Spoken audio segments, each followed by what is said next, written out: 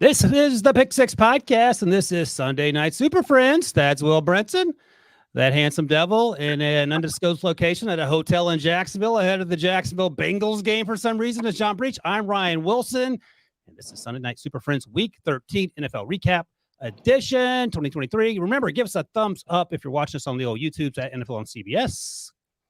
And, of course, subscribe to wherever you get your podcast so you never miss a show. Okay, you know the deal here. Going to hit on our top 10 takeaways from Week 13, and there is a ton to get to. Officiating rocks, boys. The playoff picture continues to take shape, and that conversation has to start in Philadelphia. Okay. Can I ask a question first? Where the 49ers came to town as favorites. The Eagles tried to use that as motivation, Brinson. That didn't work. Tried some in-game motivation, courtesy Eagles head of security, Big Dom DeSandro. And when that didn't work, they just had to sit there and take that whooping to the tune of 42-19. All right, Willie. I have a question before we get started. Nope. You got to let me finish, and then you can ask your question. That's the new punishment for being late. The 49ers are still tied with the Lions for the second best record in the NFC. But two questions. Are they the best team in the conference? And are they the best team in the whole entire NFL?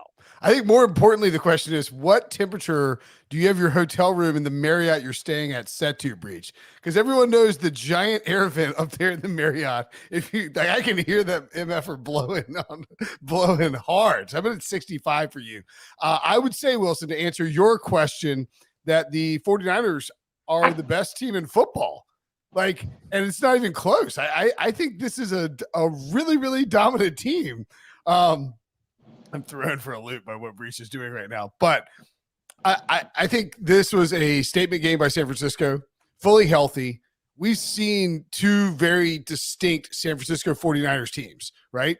We've seen a San Francisco 49ers team that is missing Deebo Samuel, that is missing Trent Williams, and struggles on offense. And then you see this team with Brock Purdy, who is, dude, Brock Purdy's, look at this. Most games with a 140 or higher passer rating in a single season since 1950. Brock Purdy has tied Aaron Rodgers in 2011. He is Tom Brady in 2010, Tom Brady in 2007, and Roger Staubach in 1973. Now, I know that Rodgers and Brady in those 11 and 7 won MVPs. I'm not sure. Did Brady win MVP? Brady also won in 2010. Okay, also won an MVP in 2010. I mean, I'm going to blindly guess that Roger Staubach won MVP in 73. I don't know the answer. Could be wrong. Could have been a running back or defensive player. Then who the hell knows? Was OJ. Was a running back. Thank you, Breech. Great work. But the point being is, like, I think there's a fascinating discussion about how Kyle Shanahan went out in the draft, traded a ton of draft capital to go up and get Trey Lance. It didn't work out. And remember all those articles about how Mike Shanahan told Kyle, like, dude, you got to go get the guy that can take this offense to the next level. But what if the answer is that, like, it's someone who understands the offense and understands what to do well in the offense that is the best way to take it to the next level, and that putting the skill position guys around him, like Deebo had an incredible game here. Trent Williams is awesome too. And he's not a skill position guy, but he was awesome. Christian McCaffrey had a very good game. Brandon, they can lean on – George Kittle had a nice game. They can lean on different guys. It felt like this was if we've got a quarterback, we feel like we're the best team in the NFC, and you're lucky we didn't have a quarterback last year in Philly type of game for the 49ers. And to that point, Brinson, let's not forget the 49ers literally talked trash for 9 straight months about, hey, if our quarterback would have been healthy, we would have throttled you in the NFC title game. And the Eagles were like, whatever, you lost. And no, you wouldn't have. And then they come out here and back up all their trash talk. So that's another element here. And so to answer Wilson's question, I absolutely do think the 49ers are the best team in the NFL if they are completely healthy. Because what we saw earlier this season, when Brock Purdy got banged up with concussion, when Trent Williams missed a couple games, when Deebo Samuel missed a couple games, every one of these guys play a big piece in this puzzle where some teams you could take out a receiver and it doesn't completely change the dynamic of the offense. But we saw the 49ers lose 3 games in a row when they were without Deebo and when they were without Trent Williams. So they need all these pieces together. So staying healthy, which the 49ers have not been able to do, feels to me like their biggest challenge right now. But if they stay healthy, I feel like they're a lot better than anyone. And this is coming from someone who is a fan of a team who beat the 49ers by 2 touchdowns when they did not have Debo and they did not have Trent Williams. By the way, shout out. Hold on. Shout out to our friend Katie Mox in the chat here celebrating the 49ers victory. Hi, Katie. Keep going, Wilson. Oh, okay. Yeah. I was just going to say, talking about that game in Cincinnati that Breech talked about. The thing is, Brock Purdy didn't actually play bad in that game. He got concussed again at the end, I think. And there was that great interception by Jermaine Pratt, which would have been a walk-in touchdown for Elijah Mitchell at the end. Logan Wilson had that really good interception as well. Brock shouldn't have thrown that ball, but I think one of the talking points during a 3-game losing streak started with the Browns and the bad weather. Then it was a Minnesota game where the defense sort of fell apart for San Francisco. Brock played pretty well in that game. And then it was that Bengals game where we thought the Bengals were back until Joe Burrow got hurt. But Brock has actually not played bad. And there's been sort of a recurring theme that he's not that guy, especially during a 3-game losing streak. He is every bit that guy. They got off to a slow start. They were down 6-0. Felt like they were down 25-0. And then they came storming back, and that was a wrap on that. And again, I think the talking points that we all have made clear here is if they're healthy, they're not unbeatable. We've seen them lose football games, but not at full health. Also worth noting, Talanoa Hufanga has torn his ACL. He's out, and that defense absolutely lit up the Eagles' run game. So we said last week after the Eagles won that game the way they won it, that they have yet to hit on all cylinders, and I think that's exactly where we are. I don't think they're any different than the team that we knew. They just couldn't summon the football gods to will them to that win, even though, again, Big Dom. Breech, you seem to be a connoisseur of sort of rando things happening on the sideline. What is your take on Big Dom? The head of security, you had to get kicked out of the game. What is Big Dom doing? Like, you can't just be out there. Honestly, and not to bring Bengals Steelers in this, but it reminded me of Joey Porter of that whole situation. When you have a random person who shouldn't be on the field or shouldn't be near the field trying to instigate players. I mean, Drake Greenlaw can't do what he did, but I don't kick him out because Dom shouldn't have been there. So the person it was just an insane situation, and the 49ers got the last laugh, so I don't think they care anymore. But, I mean, that was so bizarre. Well, did you see the pool report from Zach Berman at ZBerm on Twitter? And I'm paraphrasing here a little bit because I just don't have it in front of me, but Jeff McClain retweeted it. The officials, they were asked about it. Zach asked about it, and they said, well, here's the problem. Oh, here it is. Walt Anderson. They talked to Walt Anderson. They didn't even talk to an official. They talked to the VP of officiating. He said the official had a flag on the field for a personal foul by San Francisco number 57. That's Dre Greenlaw. And then there was continuing action. And so what Rule 19 allows us to do is provide assistance by looking at the video. And we saw a video that showed there was a staff person that made contact with the player and that the player was involved, made contact with the staff member, which warranted the disqualification. The non-player, he was contributing to that escalation. That's Big Dom, the security guy, right? Rule 19 does not afford us the ability to help the officials in throwing a flag that they do not throw for a non-player. In other words, Nick Sirianni could have sprinted out on the field and like tackled Christian McCaffrey. And if the officials didn't throw a flag for it, it's non-reviewable, which is kind of crazy. So like if there's no flags at all and Dre Greenlaw jabs Big Dom in the eye and Big Dom jabs Dre Greenlaw in the eye and they go to review it, they can only issue a flag for one guy and they can eject. Now they can eject both guys, but they can't do the penalty, which maybe that's something the NFL could tweak this offseason where say like, all right, look, like that's unfair. I mean, if anything, Big Dom should be out there pissing everybody off because you get players tossed and he gets tossed. It's a huge win for the Eagles. Didn't matter, but still. If you get in a fight with Big Dom, who wins? If I get in a fight with Big Dom? Yeah. America, because he's going to beat my ass into the ground. Like under 25 seconds. Oh, wait, what are you talking about? How big is the arena? This is like it's an octagon. This is like the Tigers versus or what was it, like Tigers versus Sharks. Like how long can I run before I like get it like exhausted, pass out on the ground, and Big Dom like beats me into the ground? And that's the answer, I guess. By the way, according to True Media, the expected points added per play for the 49ers led the week of all the NFL teams. It was a half a point. Every time they ran a play, it added a half a point to their total. By comparison, the Eagles ranked 9th over the week so far at just over just a 0.08, so just less than a tenth of a point, just to give you some indication of how efficient this 49ers offense was, even though their first quarter crazy, started so incredibly slowly. Crazy indeed. They ran 57 offensive plays and scored 42 points.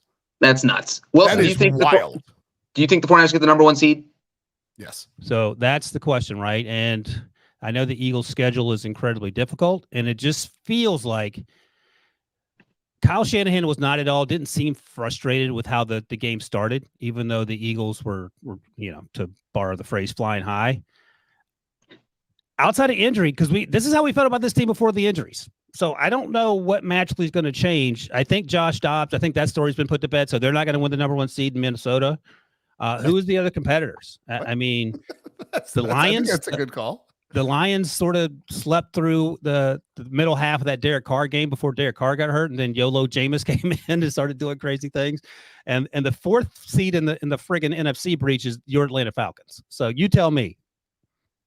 It's a 3-team race. That's just what it is. Is it 3 teams? Yeah, I mean 10-2 Philly, 9-3 San Fran, 9-3 Detroit. I mean, are the Cowboys in that? They're only a game back. They're right there. Are the Cowboys going to steal the NFC East? They could. Yeah. I tell you what, why don't we move on to a love shove? Bow chicka wow wow. Since Breech is in a hotel in Jacksonville, that's pretty fitting. And we can circle back and talk about the NFC playoff race in a minute. All right. Breech. I don't know if you have a television in that staff room that you're in, or what's going on there. If that's soft floor. So I don't know if you got to see what Jordan Love perpetrated against. It was sort of like the Spider-Man meme, except this time Jordan Love was the better version of the Patrick Mahomes Spider-Man. And Brinson mentioned this in our little chat throughout the day. And, Jordan Love's in year 4. And I think this is a story for all people, and I won't name names of guys we work with, who insist that quarterbacks who have played 2 weeks are terrible and never going to get better, that if you allow a player to grow into a role, they can actually turn into a pretty good player. Is this person short and tan? And he's lost a ton of weight. He's incredibly handsome right now. He's on Ozempic. But I think, Breech, tell me your thoughts about the Jordan Love journey, number 1. This team is now inside the playoff bubble in the NFC, and then we can back in that about our concerns about the other team across the side of the field that continue to struggle with people catching the football. Well, my crazy theory is that Jordan Love's birthday wish was to turn into an awesome NFL quarterback, because his birthday was on November 2nd. And he has been a top 8 quarterback in the NFL since then. Look at this. We have his numbers right there. Really, if you just go back to November 1st, he has been on a tear. And that's exactly what you want to see if you're the Packers. We watched that first game. They blew out the Bears. I think the score was 38-20. And everyone in Green Bay was feeling really good about themselves. And then you just had these bizarre games. They went 1-5. In their next 6 games. And a lot of that is because Jordan Love was so erratic. He was having accuracy issues. They couldn't score points in the first half, and it was frustrating to watch. And is this how Jordan Love is going to look down the road? Or is this Jordan Love growing pains? Or is Jordan Love going to get everyone fired because this is going to end up being the worst draft pick of all time? I feel like that's where Packers fans were in their mindset heading into November. And now you look at these last 5 games, they're 4-1. They've beaten the Rams. They've beaten the Chiefs. They've beaten the Lions. They have very good wins. And Jordan Love has been getting better every week. And this game was his Mona Lisa. He outdueled Patrick Mahomes at home in prime time. You don't beat Patrick Mahomes in prime time. And Jordan Love did it. He looks so good. And if I'm a Packers fan, I am absolutely thrilled about the future of my team in Jordan Love's hands. It's really, really fascinating how, and I think I'm just saying you don't know this, Breech, and I don't know why I know this, but I guess I watched a lot of Jordan Love at Utah State for some reason. I was a big fan of his, obviously his senior year, very different from his junior year, but Wilson, I think that you would attest to this as our draft analyst at CBSSports.com, that when you watch Jordan Love play, it sort of mimics what you saw in college. In terms of there's inconsistency on a play-to-play basis. There's inconsistency on a game-to-game basis. There's hot stretches. There's cold stretches. And but the hot stretches. And he's on one right now. He started the season awesome. and then had a really bad stretch. People were out on him. Brian Gutekunst is being asked questions like, do you know if you'll have an evaluation of Jordan Love by the end of the season? He's like, I don't know. And then like the last few weeks, some of he has an absolute arm cannon. And when he is running hot, he's running hot, right? Yeah. So Ohio State, his last year there, he was the only show in town. In fact, I talked to Darwin Thompson, who was a member Utah State, but yeah. What did I say? Ohio State. Yeah, that's something. Yeah, the only team that gave him a scholarship was Utah State. So Darwin Thompson played with him at Utah State, played for the Chiefs for a little bit. And I talked to Darwin Thompson that same year when the Chiefs were in the Super Bowl. And he said that he saw a lot of similarities between Patrick and Jordan. And I remember talking to Jordan at the Senior Bowl, and he said, look, I just try to do too much. Because his last season at Utah State lost everybody. Looked a lot like Will Levis and all the squinting you had to do to try to make him be a superstar. Same with Drake May on some level. Drake May is a little more polished, but that guy was trying to drag the team up and down the field. Now he has people around him. Now he has a better offensive line. Now the defense is starting to play really well, and he's been there for 3.5 years. And I think people are so in a hurry to have everything be exactly what they wanted to be the moment that you draft someone. It doesn't work that way. And Jordan's actually talked about that. And I think here's the thing: he's getting a new contract this summer, and it's going to be probably $40 million ish. And that's Daniel Jones money. And the Brian Dable would drive to Green Bay right now. Hog tie Mount LaFleur. Brian Dable and Jordan Love would be fun, actually. So yeah, no, I think you're exactly right. And I think the Packers have found their quarterback, as producer Harry said in the headline. Is it for another 15 years? That I don't know. But let's see. Brinson, rank the quarterbacks in the NFC North right now. Oh, the ones who are healthy? Yeah. I mean, Kirk, who knows where Kirk's going to end up? I mean, I said one of my bold predictions for the season was Jordan Love would have a better year than you said. Jordan Love would have a better year than Aaron Rodgers, which I mean, it's a layup. Put it on the board. Yes, it was a freebie after week one. Even if he just stay healthy. Although I don't know, at points it was like maybe he's having a worse year. I said Jordan Love would have a better year than Justin Fields, or Jordan Love would have a better career than Justin Fields. I think something like that. I mean, I think you would take Jordan Love over Justin Fields right now, pretty easily, right? Yeah, I mean, he's playing more consistently. He's playing more on time. He's in an offense that doesn't try to get him murdered. There are a lot of reasons for optimism if you're Jordan Love. There are a couple of throws. Hey, look, credit Christian Watson made a great catch on that second touchdown pass that was high, and he went up over the defender and caught it.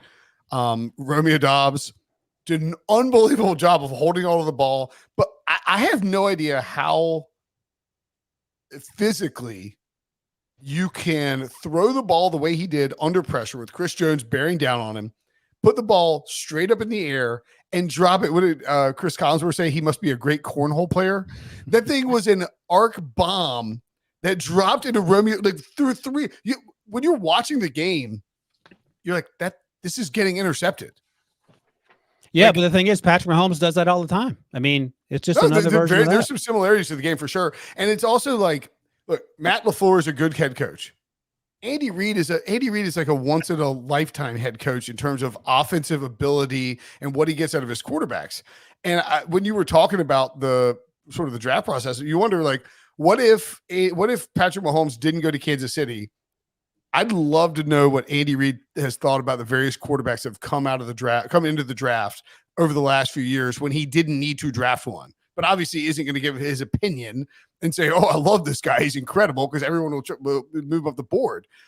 I feel like Jordan Love would be one of those guys that he would fall in love with because of the skill set, because of the physical traits, and because he believes he can coach him into a spot where he performs at a really high level. And, look, this is a team, and we'll get to the NFC playoff picture in a minute. Packers are right there, man. They're currently the number 7 seed ahead of your Los Angeles Rams. Breech, before we move on. Sorry. I was going to say they had a top 5 pick 3 weeks ago. Yeah, if they lost today, the Rams, the Packers, they would have had the number 10 pick. And I know that because I have a mock draft coming out on Tuesday. Breech, before we move on to talk about my Detroit Lions, any concern at all about the Kansas City Chiefs, who are now 8-4, number 4 in the AFC, and don't look to be like a team that has people that can catch passes consistently from the best quarterback in the league? Yeah, this is easily the weakest Chiefs team we have seen in the Patrick Mahomes era. Brinson's making that face. I mean, what did I say 2 weeks ago when we watched the Eagles on Chiefs on Monday Night Football that I didn't think either of those teams would end up winning the Super Bowl just because it seemed like they didn't have the same pieces they had last year and they don't look as high powered as they did last year. And I feel the same way now that we're through 13 weeks. Neither of those teams have fixed enough where I would feel comfortable picking them to win the Super Bowl. And it's Mahomes, he just doesn't look comfortable at times throwing to these guys. I mean, look, the Chiefs are trying to get their ground game involved a lot more so that Mahomes doesn't have to take over. I mean, that's what happened. They ran for almost 150 yards tonight. But when Travis Kelce's only catching 4 passes and you have to depend on Rashee Rice, who had a decent game, but nobody else really did anything. And so Mahomes is looking for someone who can be that new weapon besides Kelce, and he just hasn't been able to find it. And that's fine in week 3 or week 4. But now there's only 5 weeks left in the season, and you're 8-4. You no longer have the inside track on the number 1 seed. And you've been hosting 5 straight AFC title games, and it feels like they're not going to host it this year because they're maybe not going to get there. Well, all right. So you're not wrong per se. I mean, you're not wrong. You're not wrong. They Chiefs are just coming. They do have a 6-game win streak on the season, and they started that off by beating the Jaguars, who they have a tiebreak over. They also beat the Dolphins in Germany, so they have a tiebreak over them.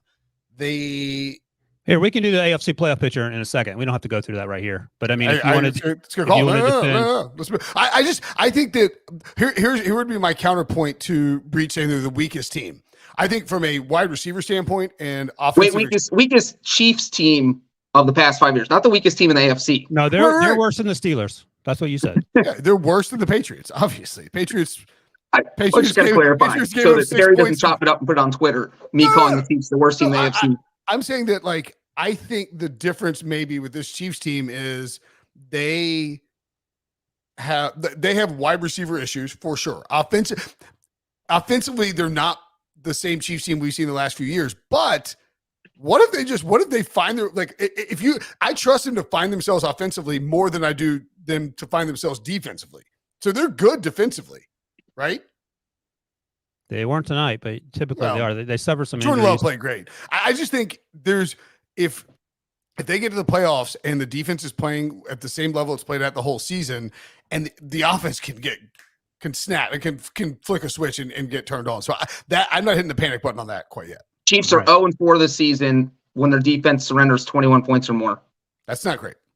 Yeah. Not great. Usually you can count on Mahomes to win a shootout like that. This year they can't do that. They can't count on that all the time. And as Breech notes, if there was a year for a team to steal the AFC West, this would be it, and nobody wants to do it. As Breech notes, there's 5 weeks left in the season too. This isn't like week 4. There's a lot to fix and not a lot of time. All right. The Detroit Lions have fixed a lot of things because last year they started the season off terribly, got red hot. And this year they've continued the red hotness, and they jumped out to a 21-0 lead against the Derek Carr's in New Orleans. It was so bad that Derek Carr was getting cheered when he was coming off for Taysom Hill and getting booed when he's coming back on to come under center.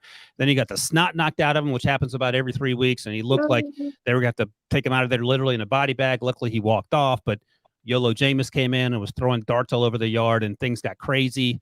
Brinson, is this sustainable for Detroit? Because they are a fun football team. Jahmyr Gibbs, all the rookies are going off. Brian Branch, Sam Laporta, all had great games, but it feels like they're at the point in their process where they're red hot, and then they fall asleep for 25 minutes and wake up and allow Derek Carr to get back into the game, and then they can flip the switch that you're talking about with the Chiefs and get back to it. So that feels like a dangerous game to play this time of year. So I think that at this point of the year, it's important to take the entire season in context, and that's what I'm going to try to do with the Lions here. They have beaten the Chiefs obviously beaten the Chiefs in week 1 on the road in Kansas City. They split with the Packers, which is fine. Green Bay's a better team. Green Bay is actually kind of what we thought they would be, a wild card team that would hang around. And if Jordan Love was playing well, they'd be a problem. They split with them. They lose to the Ravens. They lose to the Seahawks in overtime at home, coming off of that Chiefs win. And again, the other losses is against the Packers at home. Now, that was recent. And they have struggled. Like they struggled against the Bears badly. Jared Goff was not good. That was at home. To lose to the Packers at home, not great. You go to the Saints and you play with your food again. I think that this is a really good Lions team that is probably at 9-3 now, having maybe a little bit over their skis in terms of where they even thought they would be. And so this is kind of a regression to the mean of sorts. The good news for them, they have the Bears. Actually, bad news, they have the Broncos at home. They do get the Vikings twice. And I feel like if you're going to get the Vikings twice, after the Josh Dobbs Cinderella story has crashed, is a pretty good spot. I think worst case, they split with the Vikings. Let's say they lose at the Cowboys. That's fine. Cowboys are great at home. Do you split Bears and Broncos? I'm just trying to figure out. They have 5 games left. How many games do they win of those 5? At Chicago versus Denver, at Minnesota, at Dallas versus Minnesota. I think 2 and 3 worst case. I was going to say 3 and 2 worst case. Yeah, that's fine. I mean, I think 3 and 2 is likely. I think that's the likely record because you lose. Yeah, 4 and 1 is possible. This is a good, tough team that is probably a year ahead of where we thought they would be relative to the entire picture. 9 and 3 is an outrageous record, and this is good. I'll just say to Brinson's point real quick that, you just kind of went through all the games in the season, which was kind of fitting because I felt like this 4-quarter game against the Saints epitomized their entire season, where you look at the first quarter, they're up 21-0, and you're like, oh my God, the Lions could literally be the best team in the NFC if they were to play like this all the time. And then the second half, it's like, okay, this is the Lions team that lost to the Packers. This is the Lions team that almost lost to the Bears. Why is this Lions team keep showing up when they could have just stomped New Orleans out and put them away? So they're a little inconsistent, but I think they're talented enough to beat anyone in the NFC if they play their best game. It's just they're a little streaky right now. Fastest team to 21 points in a game since the Raiders in 2010. The first team since the 86 Vikings with 3 offensive touchdowns in the first 7 minutes of a game, and it's their largest lead through the first quarter of a game since 1944. They're also out to their best start since 1962. The Lions are here. You just sort of wonder if they're a little wobbly because they don't know how to handle it. All right, well, let's talk about NFC playoff picture because I think it's fair to say that the Saints can't get out from under. They have to pay Derek Carr next year, and that's a conversation for another time. I'm not going to waste any breath on the New Orleans Saints other than they're not a good football team in terms of consistency. But in terms of the NFC playoff picture, Breech, I'll ask you the same question, and we can repackage it if you want. Let's start. We've talked about Philadelphia and San Francisco. Let's start with Detroit at 3, and then we'll talk about the teams that are on the border of being in and being out at the bottom of the NFC. Is this sustainable for Detroit? And that means, can they make a playoff run, or is it going to be one of these things where they pull a Chargers last year against the Jaguars because they're not playing 60 minutes of football? I don't think they'll pull a Chargers. I think they win the division. I think they win their wild card game, which ironically enough could be against the Packers at the way things are going. Maybe against the Rams, because it feels like Detroit's going to be the 3 seed. I don't think we're going to see the NFC South team pass them. I don't think we're going to see Detroit catch San Francisco or Philadelphia. So that pretty much locks them into the 3, where you play the 6. And, obviously the Vikings are in the 6th spot right now. I don't think the Vikings will last there. So, yeah, I think maybe a wild card win feels like best case scenario for them. We've seen too many holes over the past few weeks to make me think they can make a run to the Super Bowl. That's a moral victory, though, right, Brinson? Like a wild card. That's a step in the right direction for that. Yeah, for sure. I think Breech is spot on here. I think they will beat the dog crap out of dog trash. I said Wilson says doo-doo. Yeah, dog. I was on Time to Shine, and I was about to quote Wilson and say dog crap or dog doo-doo, and instead I panicked. It was like I can't say crap or doo-doo on CBS Sports Network. So I said dog trash, and Shine then repeated dog trash 7 times on the closing. He's like, did you say dog trash? I was like, I don't even know what dog trash is. Yeah, that's a new one. Yeah, tell me about it. The point being is I think if they could get the 2 seed, then you could put them in the championship game potentially, and you pray for an upset and you're hosting the championship game.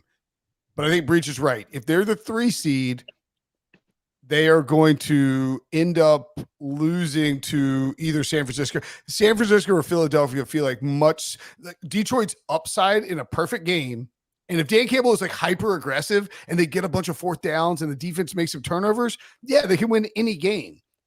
But I would not want to bet my life on Detroit beating either San Francisco or Philadelphia. And I think if Detroit was traveling in a playoff game against those teams who are tested in these playoff games, that the line would be at least 5.5. Yeah, no, I think that's right. And there's too much uncertainty, and that's sort of the point. Let's talk about teams 6 and 7 currently in the NFC. That's Minnesota and Green Bay, both at 6 and 6. Dallas is at 9 and 3 at the 5th seed, but they feel like a lock, and we just talked about them potentially even winning the NFC East. So I don't think that's a point of conversation. Who the hell knows? They could actually win the division at this point, or the conference, excuse me. All right, so we have Minnesota, Green Bay on the inside, Breech. On the outside with the exact same record, the Rams and the Seahawks. And hell, man, you can throw Baker Mayfield and the Tampa Bay Bucks in there after their win over the mighty Carolina Panthers at 5 and 7. Anything entice you on the outside looking in terms of swapping out some names? I will just say real quick, look, the Week 11 show, we all sat here after the Seahawks lost to the Rams, and we pointed out their schedule, and we're like, this is not going to be easy. They are probably not going to make the playoffs. We don't care where they are right now. And by we, you mean you. You did it. And you guys agreed. I mean, because you had the Rams in the playoffs, Brinson, taking out a team, and so I'm still on the Rams Brinson wagon there. I think the Rams are the team that sneaks in. I feel like it's Packers Rams now. I think the Packers were the team I was worried about. We've been talking about the Rams for I feel like 2 weeks as a team that could possibly get in. I didn't think the Packers were going to beat the Chiefs tonight, and now that I saw them do it, and Jordan Love has played a month of consistently good football, I'm sold on the Packers. They're getting in the playoffs. Vikings, you're gone. Rams, you're in. Packers, you're in. Cowboys, you're in. Those are my wild card predictions. What do you got, Brinson? Oh, sorry. I was the NFL stat feed. I was like confused. They added a new. This is actually really cool. I don't know if you guys are on the NFL internal, like the NFL media stat feed, but they've added a K that they put next to teams. Have you seen this? When they strike out? No, it's you're eliminated from division contention. Oh, that's fun. That is new. Yeah. So the Giants, Washington, Arizona, and Carolina are all eliminated from division contention in the NFC. And I mentioned that because Carolina, the first team and only team to be eliminated from playoff contention. It's embarrassing. 13. It's humiliating. They fired their coach and a bunch of coaches. I think the way to do this for the NFC is to put it into sort of silos. You have the Eagles, Niners, Lions, and Cowboys in one silo. Probably going to be the 1, 2, 3, and then the 5 seed. Actually, definitely going to be the 1, 2, 3, and the 5 seed somehow in some order. You can make cases for all of those guys. It's a long shot case for Dallas. Of course, they play Philly coming up and could really shake things up if they were to win that game. I think the percentages so Dallas is 15% to win the to win the division right now. If they were to beat the Eagles, it would still just be 24%. So nothing insane. On the front, like I think the second silo is the NFC South. I don't think one of those teams is going to make a wild card spot. I think it's probably Atlanta. I think Atlanta gets it, but Tampa Bay and New Orleans can make a move there. And then I agree with Breech. I think it's Green Bay and the Rams who should be the favorites to get those wild card spots. Obviously, Minnesota and Seattle could have something to say, as could the NFC South teams. But I think it's probably 4 teams vying for 2 spots for those wild card situations. The crazy thing is, if the Geno Smiths had hung on and beat the Cowboys, because they basically pulled the Saints versus the Lions today at the early half of that game, and they were playing extremely well, we would have a completely different take. But hey, that's how the old cookie crumbles. They didn't hang on. Dak played out of his mind. The Cowboys are 9-3. Pig butt bounces. That's how the big butt bounces. All right, we're going to take a quick break. And while we take a break, Brinson's going to pull up the MVP odds. And when we come back, we're going to talk about some MVP candidates, because I got some sleepers for you right after this. You a lawman or an outlaw? Bit of both, I reckon. Around these parts, we might be men. They're just killers. You up for the task? I wouldn't be sitting here in my Sunday best if I wasn't.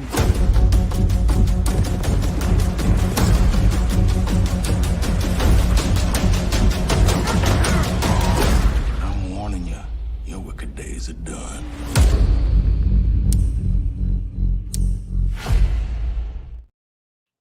All right, boys, let's talk MVP. Breach, that stands for most valuable player. What? Didn't know. I know, right? So Most valuable Purdy. most of that's one option because What a producer team. Harry is a So that was a good tease by Brinson. Yeah, because excuse me, producer Harry is a diehard Dolphins fan. Of course, he led with Tyreek Hill. Tyreek Hill, of course, had 157 receiving yards, 2 touchdowns of 60-plus yards today. That'll work unless you're playing for Washington, in which case I think Tyreek was wearing his invisibility cloak. A couple other names I wanted to put out there. I mean, sweet mercy alive, if you're listening. I've got Producer I Harry had just- the odds up already, by the way. Who do you think Hold is on one higher? second. Hold on, just Okay, one second. yeah. Just for people that are listening. Producer Harry put up a graphic that says most games with 150-plus receiving yards and 2+ receiving touchdowns. Tyreek has 8, tied with the great Don Maynard, and only 9 behind some guy named Wild. Jerry Rice. What was that, Brinson? Who do you think is higher in the MVP odds? Well, let me give you my dark horses because, of course, producer Harry is all on the Tyreek train. I want to throw out 2 names, and I'm gonna rank them at how I think they are on the actual odds that you're looking at. So I'm gonna go C.J. Stroud, Brock Purdy, Tyreek Hill in that order. That would be largely incorrect. Ooh. In fact, wildly incorrect. What's your You're guess? dog trash, Wilson. Use those 3 names, Breach, and give me your predictions of those 3 names, how they're on the list. And Out of those 3, yeah, and you know that Put mine are wrong. put numbers next to them. Well, I'm just ranking them first, and then we can go back and put the numbers. I would say Purdy's number 1, Stroud's number 2, and Tyreek Hill's number 3. Also incorrect. Oh wow! All right, well, What do you think Brock Purdy's number at DraftKings is for MVP right now? I have Tell me it's plus 1,000. plus You mean a 10 to trillion. 1? 10 to 1. 5.5 to 1. What? So wait, Yeah. Tyreek's is lower than that. Tyreek's 18 to 1. So What's Tyreek- CJ? CJ Stroud's 20 to 1. Oh, so it's Brock, Tyreek, CJ. Tua is 9.5 to 1. well, Tua's playing out of his mind too. And to be But I think- fair, but in between Tua and Tyreek is Christian McCaffrey at 16 to 1. And that's where this gets really interesting to me because you have so Jalen Hurts 2.5 to 1, Dak Prescott plus 425, Lamar Jackson 4.5 to 1, Mahomes 5 to 1, and then Purdy, Tua, Christian CMC, and Tyreek. And there's a huge drop off after Tua because the quarterback thing, obviously. But I feel like because Purdy, Tua, CMC, and Tyreek are so clustered there, it's hard to see voters. Like I think you'll see split votes. I don't think somebody like Pete Prisco is going to vote for. I don't think he will. Although actually, maybe Pete's a perfect test case. Pete doesn't like Brock Purdy. He doesn't like Tua. I can see him voting for Tyreek Hill or Christian McCaffrey over those guys. well, let me put it to you in the terms like I get it, that makes sense, but I'm actually interested in what you guys think about the Brock Purdy, Tyreek, and CJ conversation. CJ especially because he's a rookie, he's playing out of his mind, yada yada yada. And if they go to the playoffs, because refresh my memory, the awards come out before the Super Bowl, but after the playoffs, and the vote takes place before the playoffs. The vote takes place immediately after the regular season, Before the wild card. Okay, before the wild card, and the vote and they were announced the night before the Super Bowl. right. So you know who is going to the playoffs, so you can vote on CJ taking the Texans to the playoffs. You just don't know Right, what but happened. Breach, when is the last time the MVP winner did not win his division? Okay. We covered this. It's been a long time. It has been, I think it's Barry Sanders. Barry Sanders. Yeah, so that's the problem for For who? CJ Stroud. Why? They're not out of it. No, they're not out of it, but that's the problem. I mean, that's so you have Yeah, Jalen but Hurts. I'll just say Prescott, this. dude. Dak Prescott. Dak Prescott before that Thursday night game was a pretty good look. He was like 15 to 1 or 10 to 1 or something like that. What's lower than that now? Shouldn't it be? He's plus 425. Okay, yeah. Yeah, there's a lot of guys in the conversation. If I was going to go with a sleeper, I think Trevor Lawrence would be it. There's no Adrian way- Peterson, 2012 was the last one. Oh, okay. Oh, good call. Good A call. running back. Still a running back. Yeah, not quite that long. Stole But- it from Peyton Manning. There's no way Trevor Lawrence is winning it unless he gets Dak Prescott red hot because he's not even the best quarterback productivity wise in that division. Yeah, but at 35 to 1, 35 I'm seeing the value, not I think he's going to win it. 35 to 1 value. If he gets white hot and the Jaguars get the number 1 seed in the AFC. Okay, well, there's a lot of ifs there, but sure. in that case, I grant you that. Well, yeah, I'm just saying that it's not like that's not that crazy. How crazy is that Breech on a scale of 1 to 10, where 10 is max Breech craziness?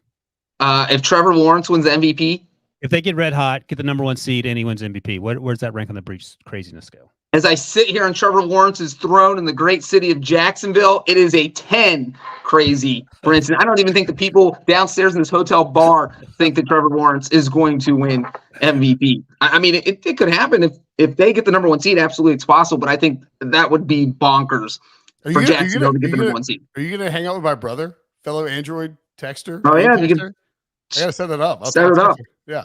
My aunt and uncle are going to a game with my brother. He's in Jacksonville right now with my family. I should have got any free lodging. Is he at the same hotel? Is he in the room next to me? No, he's staying with my aunt and uncle. My mom's whole family lives in Jacksonville. Anyway, look, I think, and I wrote about this on CBSSports.com on Sunday night. I think you make a perfectly good case that Tyreek Hill is an MVP candidate. I think Tua is an MVP candidate too. I have no problem with either one of them win it. But I think you watch a Dolphins game, and I don't want to.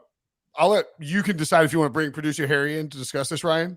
What are you about to say that's going to upset Harry? Nothing. But like, if you're what would I want to know if Harry had an MVP vote if you'd give it to Tyreek or Tua?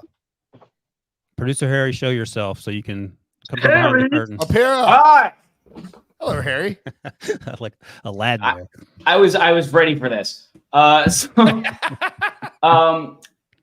would personally give it to Tua because he has to coordinate the offense, which has an incredible amount of motion pre-snap. He has to read. And the perfect example of this is Tyreek today on his 60-yard touchdown, not his 78-yard touchdown, but his 60-yard touchdown, said that he thought that Tua threw it to the wrong place because he had to adjust. He switched shoulders over which he was going to catch this, right?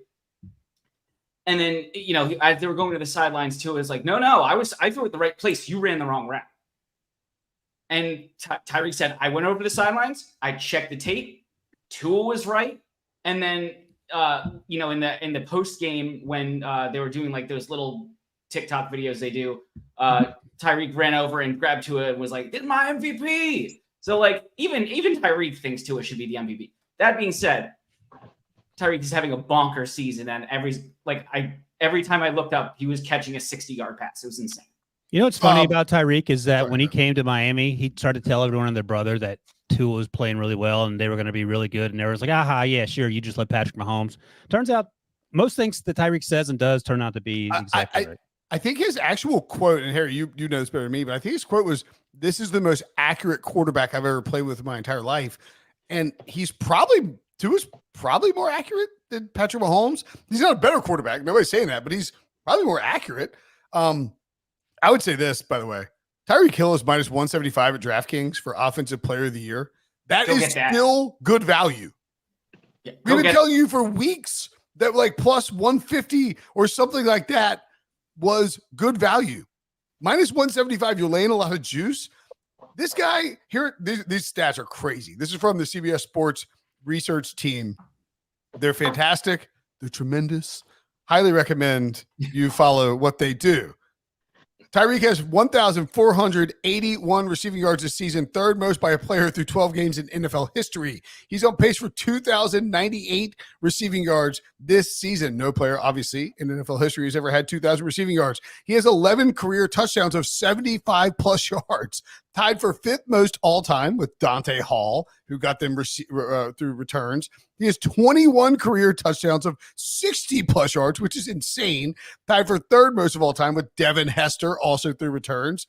And this is his fifth game this season with 150-plus yards, most in NFL history, and he's only played in 12 games.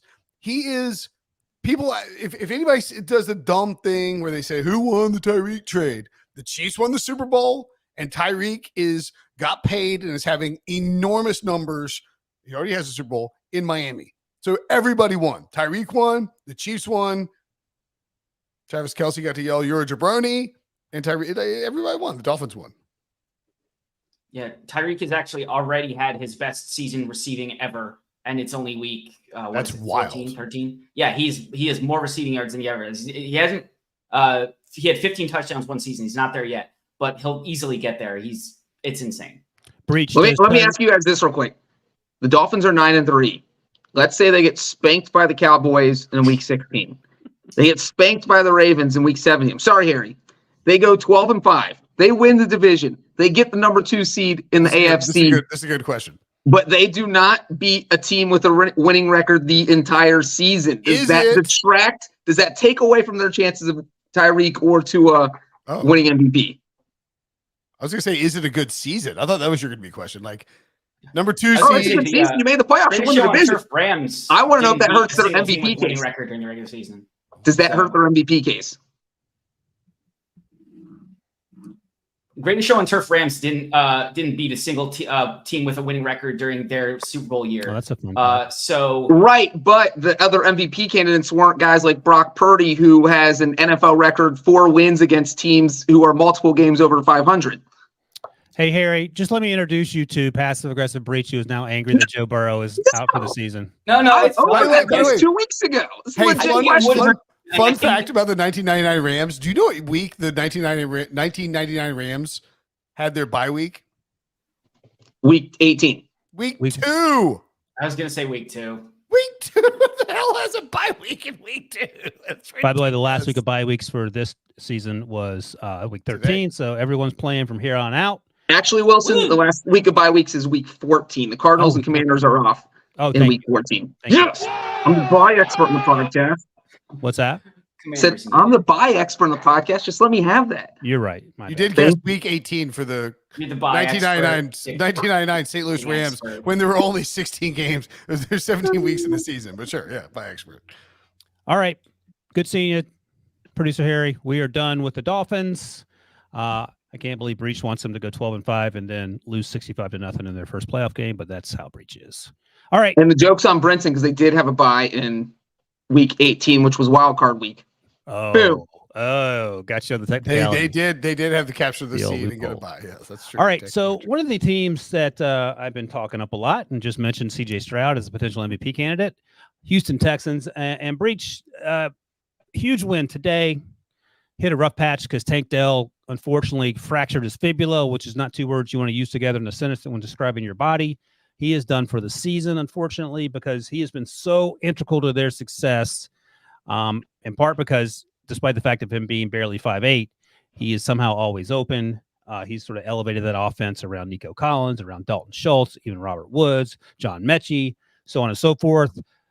How does this team move forward offensively? Is it something they can manage with the loss of Tank Dell, with the understanding that Dalton Schultz didn't play on Sunday either because of injury? He'll be coming back, and he and CJ have a pretty good relationship. But how do you pick up that slack when Tank Dell was in the running, going to be in the conversation at least for, offensive rookie of the year? Well, I guess you pick up the slack by doing what the Texans did today, which was throw the ball to Nico Collins a lot and have him finish with 191 yards, because that was an absolutely insane game. Because we've seen how much CJ Stroud loves Dalton Schultz, loves throwing to his tight end. He had 455 yards on the season. We've seen how much he loves Tank Dell. Tank Dell's over 700 yards on the season. You don't have those two guys, and he's like, all right, well, I'll just go to Nico Collins. It did look like the Texans offense took maybe a small step back, but that's going to happen when you lose a key player like that to injury. I do think with the way CJ Stroud's been playing, that he's probably going to be able to adjust to this at some point. Maybe it takes a week or two because it's not easy. You have great chemistry with this guy. You lost him. You got to find that with somebody else. But I do think they'll be okay. I still think they can get to the playoffs. I still think, this team has a very high upside, but it hurts. I mean, that's the bottom line. This hurts. But if this defense keeps playing the way they're playing, maybe that's the part that makes up for that, because the Texans want to score 30 points to win games. Can we talk about the play of where Tank Dell got injured? Because, yes. You got rolled up on. What do you mean? I mean, it was a 2nd and 3 from a second and goal on the 3. And they ran the ball with Dameon Pierce, and Tank was like, and Tank is not a big dude. Tank is like my size if I quit drinking beer for a month. And is he like what is he? What, like 5'9", 5'8", 165? Yep, that's about right. He's me after a dry January, basically. And he was blocking like downhill in the middle of the formation, and he really shouldn't have been there. Well, sometimes you have the wide receivers have to block in line, and that's what happened. Robert Woods was right next to him. I'm with you, but you got Robert Woods, who's one of the best like blocking wide receivers in the league. I don't know. Don't put Tank Dell there. Okay. I mean, that's sort of They questioned on the broadcast. I don't. Brinson's point of don't put the 165-pound guy in the middle of the line, asking him in a goal line situation. This isn't like at the 50. This is at the goal line where the other team has their beefy goal line guys in, and your 165-pound guy is going to get mowed over. Wasn't this the? Was Iron Eagle in this game, or is this the? Yeah, I think it was CD and Iron. Yeah. I mean, Iron Eagle was calling it quick. Like he was. And look, dude, I'm not. D'Amico Ryans is an awesome coach. Bobby Slowick is doing fantastic work with this offense. I thought CJ Stroud had, and I read about this too, and in the context of the AFC South. CJ Stroud didn't have his best game. Man, this dude is awesome. He had just some touch passes like to his left where you're blown away, and you see this game had a 40% swing in playoff percentage points, according to our Sportsline projection model coming in. Texans win 70+%. They're into the playoffs. Texans lose 30+%. Texans defense, Derek Stingley's coming on like gangbusters. He's playing awesome football right now. Has a bunch of picks lately. You know, the Sauce Gardner's incredible, but Derek Stingley was a top 5 pick for a reason. Will Anderson, 2 sacks in this game. He's playing awesome. If you're a Texans fan, you should be hyped about this defense because D'Amico Ryans is a great coach. They got great young talent, and he's getting the most out of them at a time when they really needed it because the offense played well, but the defense is what won this game to me. They intercepted Russell Wilson on 3 of his last 4 drives, and Russ talked about it at the end of the game and said, yeah, the first one was tipped. It's just one of those things that happens in the NFL. He said the last 2 were just great plays by their defense. The Texans, and we'll get to this when we do playoff picture in a second, but remember a couple weeks ago when I said that the AFC South would get 3 teams in the playoffs? I don't. Do you remember that, Breech? I think I remember it because I thought 2, and I thought he was a little crazy for 3, but here we are. Crazy Brinson predictions. Brinson is the god of the AFC South. Last year, boldly predicted that Jacksonville would win it. We laughed at him. This year, he said when it didn't seem possible that 3 AFC South teams would get in, here we are, and it's starting to take shape. Well, Brinson got the answer right about how does CJ Stroud and the Texans get past Tank Dell, the defense. The other part of that equation is that that plus 16 turnovers, plus 13 turnover differential, that isn't going to last forever for Denver. And we saw that when Russ started throwing picks. The first tipped interception that Brinson talked about, that was Will Anderson as well, to go along with the sacks. And that leads, Breech, to your Lord and Savior, Gardner Minshew, the starting quarterback of the Indianapolis Colts, who tried his damnedest to lose that game in any number of ways. And look, let's start with Gardner Minshew, but because you are our special teams correspondent, let's start before we start. Oh my God. What in the Sam hell is going on with the special teams coordinator in Tennessee? Is he still employed? And Ryan Stonestreet may have only one leg after the plant leg got amputated because they got back-to-back block punts on block punts that I had literally never seen so wide ass open before. By the way, if Breech had like a Gardner Minshew do the LeBron James powder toss, like giant chest tattoo, would that surprise you in any way, shape, or form? No. Maybe if the Colts win the Super Bowl with old Gardner Minshew. And for people who haven't been listening to the show for the past 5 years, this all goes back to when I made myself the president of the Gardner Minshew fan club. During his rookie year, I think? Sure. Because I think we were talking about teams that needed quarterbacks, and I said I would trade a second-round pick. This is like last year. You said you traded a third-round pick. No, it was when he played for Jacksonville because he was going to be a free agent, and I was like, I would trade a second-round pick for Gardner Minshew right now. Got laughed at, and now who's laughing? Certainly not Gardner Minshew, and certainly not the Titans special teams coach, Craig Aukerman. Yeah. So real quick on the punts, you called his name out. I love it. If there is one thing. A block punt, those happen, okay? You have one block punt in a game, that's fine. If you have one block punt in a season, that's fine. You cannot have 2 block punts in a game on consecutive possessions and then have your punter's leg almost broken because the guy got in there so fast that he literally almost caught the football when the punter dropped it to kick it. That should not be possible. That is such a disaster of epic proportions that, I mean, I've never seen anything like that. That is just Unbelievable. This game might have been your Mona Lisa, Breech. The Titans, the Colts returned the first block punt for a touchdown. The second one, they got a field goal 4 plays later, and that's a 10-point swing. And that was the game. But the Titans blocked the Colts blocked the punt for a touchdown. The Colts then go for 2. Minshew is intercepted, and the Titans take it back the other way for 2 points. And then the punter breaks his leg. Ryan Tannehill's out there holding. Nick Folk is punting for the first time in his entire career. He's like 39 years old. It was like special teams Armageddon out there. Yeah, and to Brinson's point with Tannehill holding, so after the 2-pointer got returned, that made the score 22-19. Colts are up. So now you're only up a field goal. The extra point. Well, the Colts blocked the field goal. They blocked the punt, then they get a field goal. So now it's 25-19. The touchdown you're talking about made it 25-25. The extra point would have given the Titans the lead in the fourth quarter, but Tannehill was holding. Over. I'm watching this game with my dad, of course, as you guys know, special teams veteran, longtime NFL kicker, and he's just like pulling his hair out. And I was like, Dad, how many times in practice this week do you think Ryan Tannehill got to practice holding? Yes, he said 0. I guarantee you Tannehill did not practice holding a single time. They throw him in there, missed the extra point. It wasn't a bad hold. Well, hold on. Let me ask Breech this, and then we'll move on quickly because Harry's got things to do. So, Breech, the hold did look, to Brinson's point, like it was fine. The laces were not straight out, but they weren't pointing at the kicker's foot. But Ryan Tannehill stood up and said, "My bad." Why did he say "my bad"? Well, our theory is that most kickers like the ball at an angle, and that Tannehill did not put it at the angle that Folk wanted it, and so that will throw off everything. And you're practicing every day. You're going to get the angle with your punter when he's holding, but that clearly did not happen with Tannehill. Definitely closer. Like when they showed the replay, they're like, "That's a pretty good hold," but the angle of the ball, I didn't think about it until you said it right now. But the angle of the ball is definitely like 45-ish degrees versus, I mean, at least he got the laces out. That's half. Yeah. That's half the battle. All right, 10 seconds, Breech. Gardner Minshew, Colts playoffs. 10 seconds. Yes, we saw him throw for 300 yards today. Minshew is on a roll, and at 7-5, I think they can probably win 3-2, 4-1 in their next 5 games. I think they're absolutely in the playoffs. Brinson, all right, Texans, the Colts, and the Browns and the Steelers. All 4 of those teams are 7-5. The Ravens are winning their division. Jaguars are winning their division. Which 2 7-5 teams would you pick, Wilson?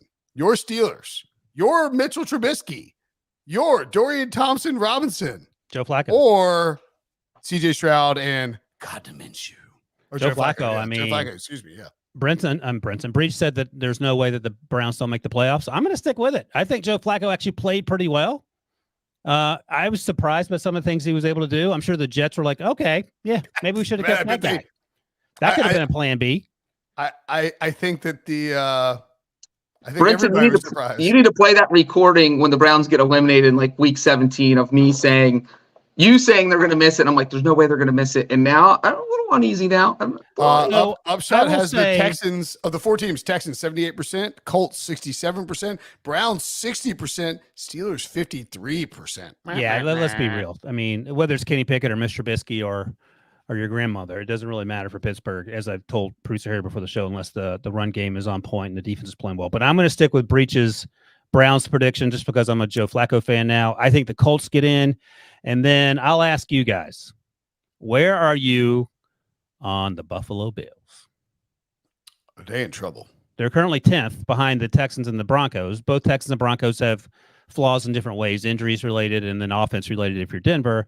And, Brinson likes to have all these what-ifs, Breech. So if they get red hot, if they score 80 points a game, if they don't. Have you seen the Bills' schedule, dude? I get it. Yeah. You like to set the odds pretty steep and then try to surmount them. So they're at Kansas City coming off an embarrassing primetime loss. Again, like Kansas City has a chance. Upshot has them at 27% to make the playoffs if they beat Kansas City in Arrowhead. By the way, we'll be doing a watch party. Check that out on Sunday afternoon. Breech and I don't know if Wilson will be there or not. On this feed, presumably. Who the hell knows? We'll get told eventually at some point. But at the Chiefs next week, Sunday, if they lose, 5% chance to make the playoffs. I mean, I don't know what the line's going to be on that, but I would take the Chiefs because I think Patrick Mahomes and the Chiefs will be angry. Even off the bye, the Bills are in trouble.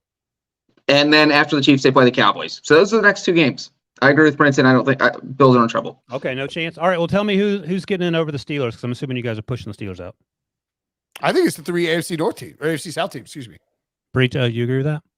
I'll begrudgingly stick with.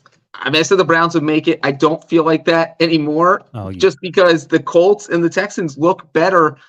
But to stick with my rant from 2 weeks ago, I'll say the Browns and Colts. You can go to break as soon as I finish saying this sentence, but worth noting, Texans at the Colts in Week 18. Hello, Spice.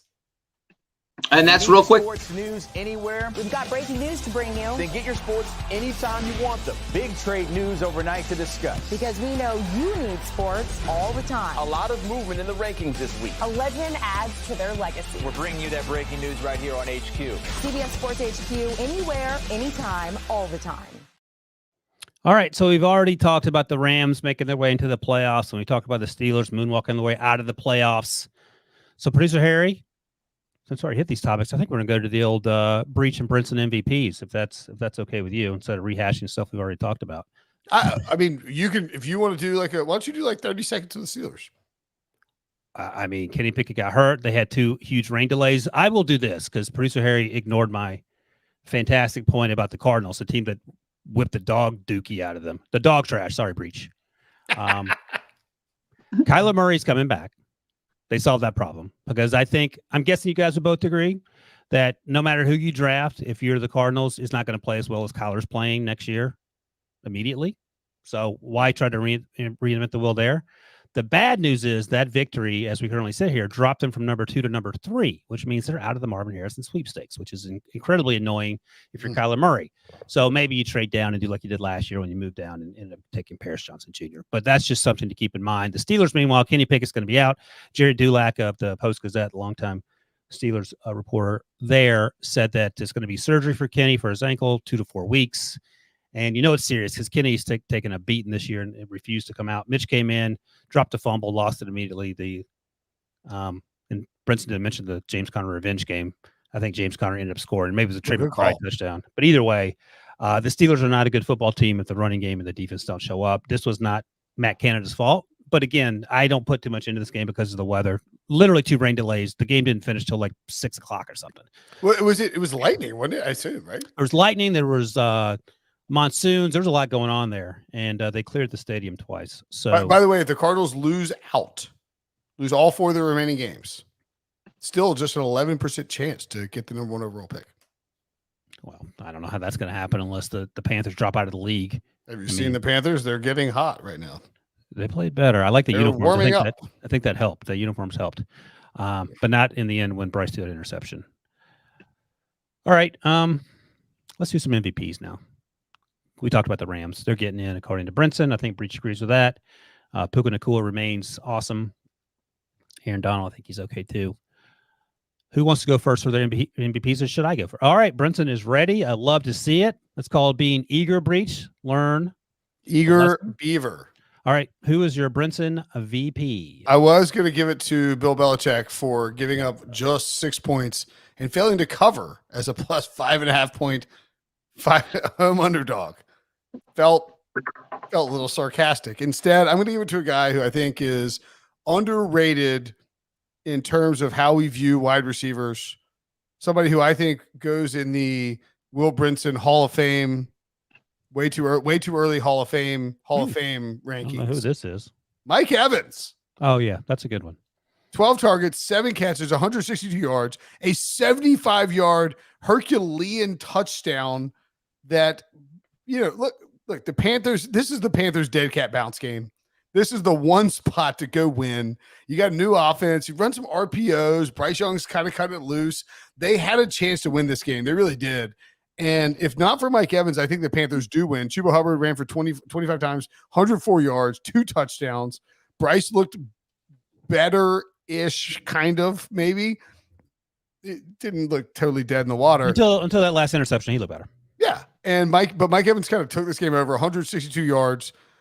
Has now, I think he's got, it's like him and Randy Moss with 1,000-yard seasons to start a career. Just an awesome effort from an awesome receiver who doesn't get his due and is probably like a borderline Hall of Famer. to Brinson's point real quick, 10 straight 1,000-yard season start his career. That is an NFL record. Jerry Rice is the longest, 11 straight, but that wasn't the start of his career. That was just in the middle of his career. And Mike Evans had 80% of the receiving yards today. Baker Mayfield only threw for 202. Evans had 162 of it. Also, curiously, Chris Godwin scored his first touchdown of the season.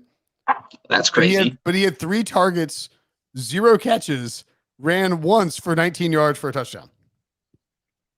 That is bonkers. Who's your VP, Breech?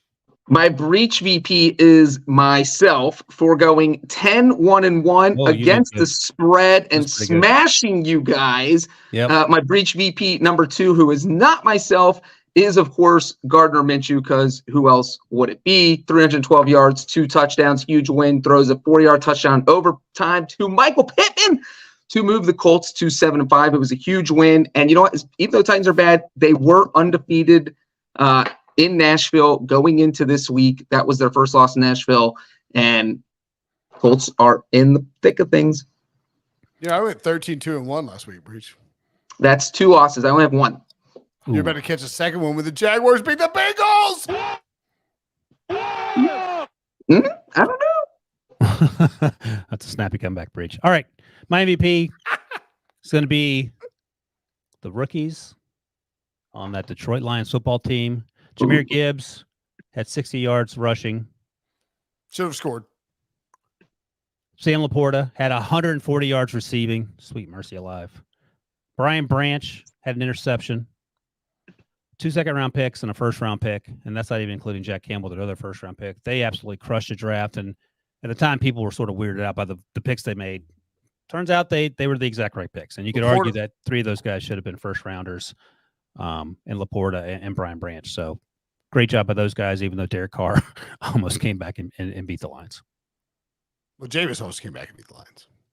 Derek Carr in the middle, and then when Jameis came in. And Brian Branch actually had like a really weird, it was like the ultimate Jameis moment. Brian Branch like went up and made this like great pass deflection, and the ball jumps up in the air and lands in Chris Olave's hands, and he almost scores. Jerry Jacobs literally would have picked 6 if Brian Branch wasn't so good. Yeah. Laporta, by the way, I don't know what your grade was for him, but dude, that guy is a freak. He's on my fantasy team. Way to go, Breech. Thanks, Sam. Way to go. Thank you, Sam, for helping Breech. Jaguars. So, what are you, 12-1, Breech? That's what you are right now? 10-1-1. 10-1-1. Congratulations He on pushed that. on the Patriots and lost the Broncos. Should not have pushed on the Patriots. Congratulations on Brinson going 13-2 last week. Congratulations to producer Harry for Tyreek Hill and Tua. And congratulations to me for Mason Rudolph. That is it. Week 13, Sunday Night Super Friends is a wrap. But don't worry, boys. You can check out the Pick Six podcast all week on YouTube at NFL CBS, wherever you get your podcast. Breech, enjoy the game. Hopefully it turns out better than the last Bengals game you went to. Brinson, congratulations on NC State. Duval. And we will see you guys later.